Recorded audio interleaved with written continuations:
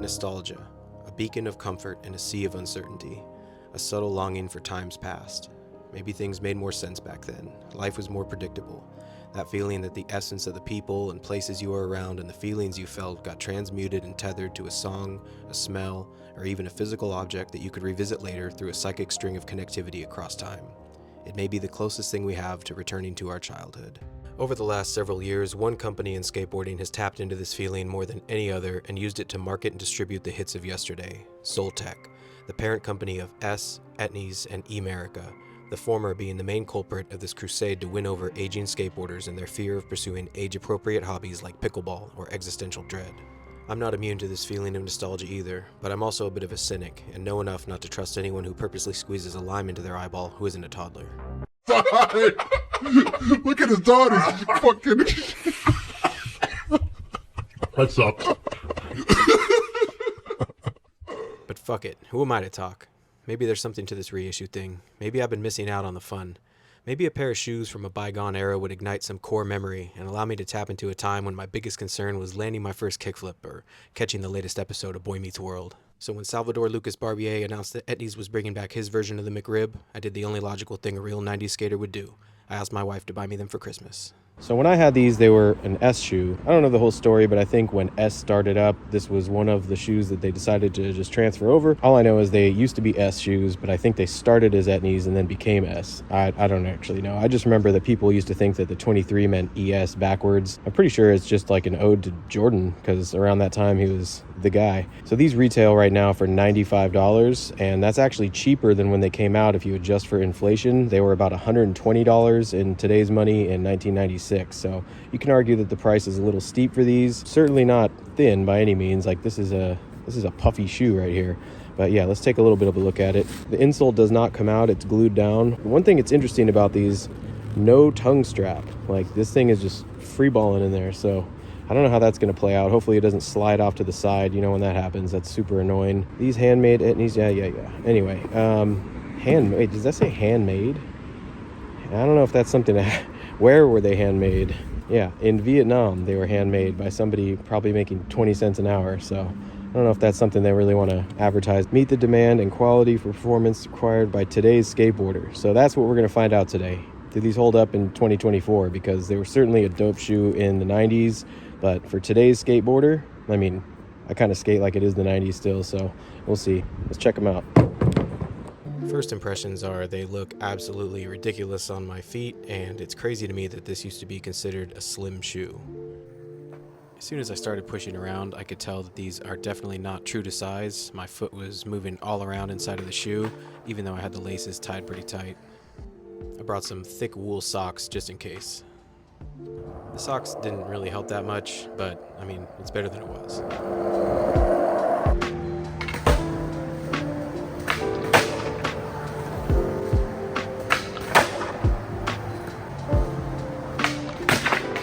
Ollies and shove it's fine, but I started running into trouble with kickflips. There was just so much material and shoe underneath me that my foot was having trouble finding the board, and so getting like even a decent kickflip for a warm-up was kind of challenging. Whatever.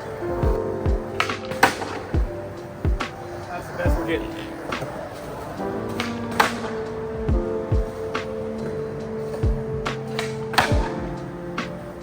So what they lack in flick, they actually make up for in heel flips. These shoes I found to be really good for heel flips. I was still kind of getting caught up in my own feet. That was my fault, just being fat. But yeah, for heel flips, they actually delivered really well, so I'll give them a point for that.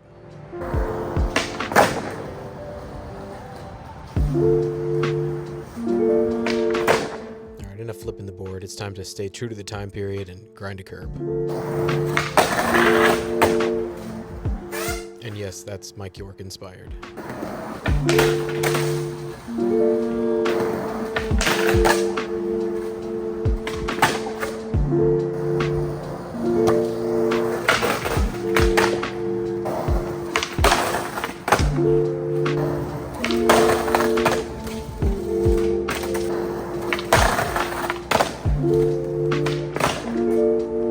Look at these footballs, dude.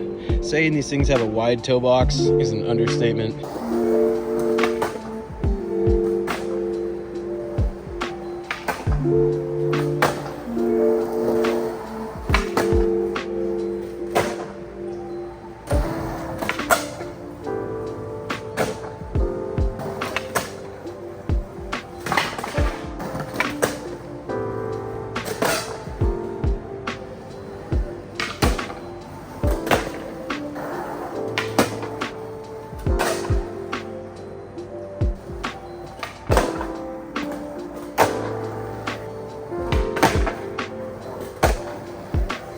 I'd say that's a pretty full session.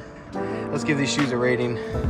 Obviously, we're not going to cover durability as I've only skated them one time, but they didn't show any signs of wear, really anything major on the sole or the toe cap, so I'm assuming they'll last about a standard cup sole life.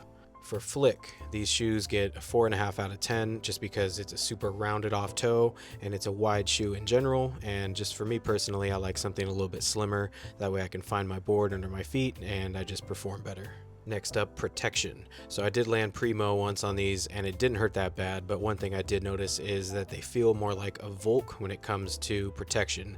I stomped down a couple times and I could feel a lingering heel bruise returning, and if you're going to be wearing a cup sole, you might as well have some protection, so we're going to give that a 5 out of 10.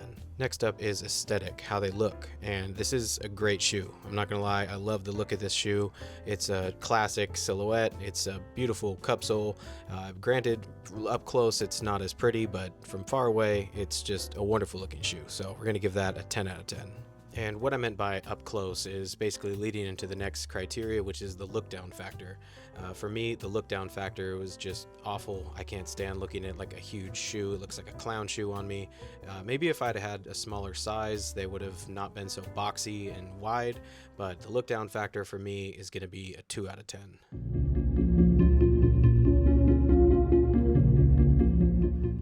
Instead of innovation that future generations can one day look back on for their own dose of nostalgia, Soultech has chosen to become a time capsule for a demographic whose best years on a skateboard are likely behind them. Their current roster of pros remain mostly without their own name on a shoe, while the legends of yesterday enjoy a second run at notoriety amongst today's ever-shortened attention spans. And that's not to say they don't deserve it. Far from it, actually. In a perfect world, the skateboarding industry would have some kind of exit map that doesn't leave once legendary figures in our culture checking their spam folders for replies from Best Buy's recruitment department. But when a company would rather release a 30-year-old shoe to cash in on nostalgia, rather than focus their spotlights on newer talent, we're left with stagnation and loss of identity, and what can only be presumed as an avenue for a handful of people to cash in, while the riders who make the company what it is are left out to dry. Do I think Soultech could reclaim their position as a leader in style and innovation? Probably not.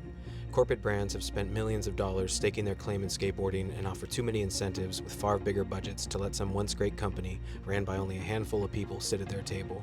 But I do think if they were driven enough to carve out a corner of the industry that isn't centered on nostalgia, they could potentially offer a niche approach to design and shoe development, leaning on their decades of experience being a cornerstone in skateboarding's history, without glorifying the past to the point that they no longer desire to live in the present or look towards the future.